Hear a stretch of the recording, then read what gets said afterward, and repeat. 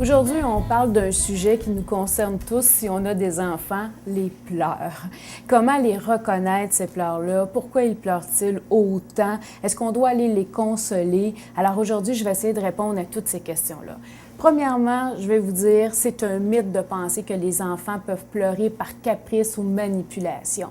Parce qu'un tout petit bébé, dans ce groupe d'âge-là, et là je parle vraiment des enfants en bas de 2 ans, n'ont pas la structure mentale suffisamment développée pour qu'on puisse parler de caprice ou de manipulation. Un des pleurs que vous allez reconnaître plus facilement et qui est aussi là présent, omniprésent, je dirais même, dans la vie des tout-petits, c'est le pleur de la faim.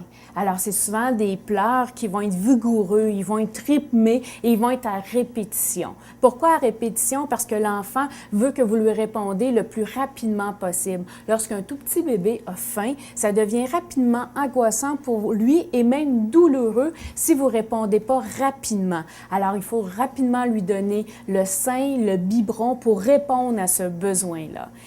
C'est sûr que les bébés vont pleurer souvent la nuit lorsqu'ils ont faim et on est capable aussi de le savoir au bout de 3 heures, 3 heures et demie par exemple. On sait qu'un bébé s'aboie à peu près aux 4 heures, tout à coup les pleurs vont apparaître et on découvre que c'est la faim. Des fois, les mères, les pères vont hésiter, ne sachant pas trop si on devrait redonner le sein, redonner le biberon. Ne vous inquiétez surtout pas. Si votre bébé n'a pas faim, il détournera tout simplement la tête du sein ou du biberon et se fermera la bouche pour vous indiquer que c'est pas ce qui fait qu'il pleure présentement, c'est pour une autre forme de raison. On a les pleurs de fatigue aussi qui arrivent souvent fin de journée. Souvent, les gens vont me dire que leur bébé pleure systématiquement vers 6 heures, 7 heures le soir et ça va perdurer à peu près pour une demi-heure, des fois même 1 heure. C'est des pleurs de fatigue. L'enfant est épuisé, votre petit bébé est épuisé. Il faut donc le réconforter, le bercer, lui chanter une chanson qu'il aimait beaucoup, qu'il aime beaucoup, et souvent, ça va tout simplement l'apaiser. Il va être capable de se calmer et passer à un autre moment de sa journée, parce que c'est souvent dans des moments de transition que l'enfant va pleurer par fatigue. On a aussi les pleurs de douleur. Ces pleurs vont être souvent facilement reconnaissables parce que ça arrive soudainement.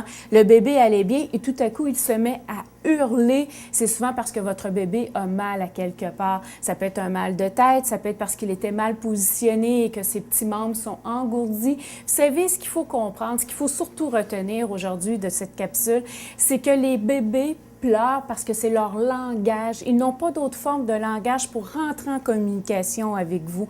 C'est donc à nous d'aller voir ce qui se passe. Il peut pleurer parce qu'il a froid aussi. Parfois, ils peuvent pleurer aussi parce qu'ils ont trop chaud. Et parfois, ils peuvent pleurer parce qu'ils ont besoin de contact avec vous. Et ça, ce n'est pas du caprice, c'est un besoin. C'est un besoin essentiel. Les enfants ont besoin de se faire prendre pour se faire sécuriser affectivement.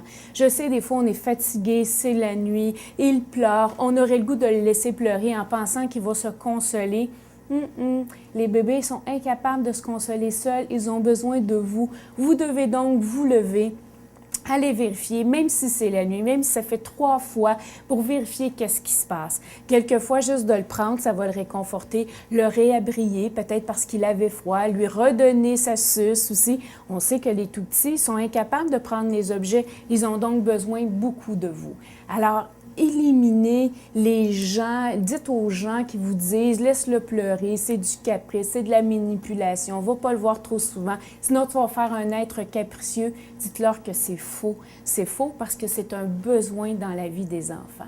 Alors, on se fait un petit résumé aujourd'hui. On essaie d'identifier le plus rapidement possible la signification des pleurs de notre enfant.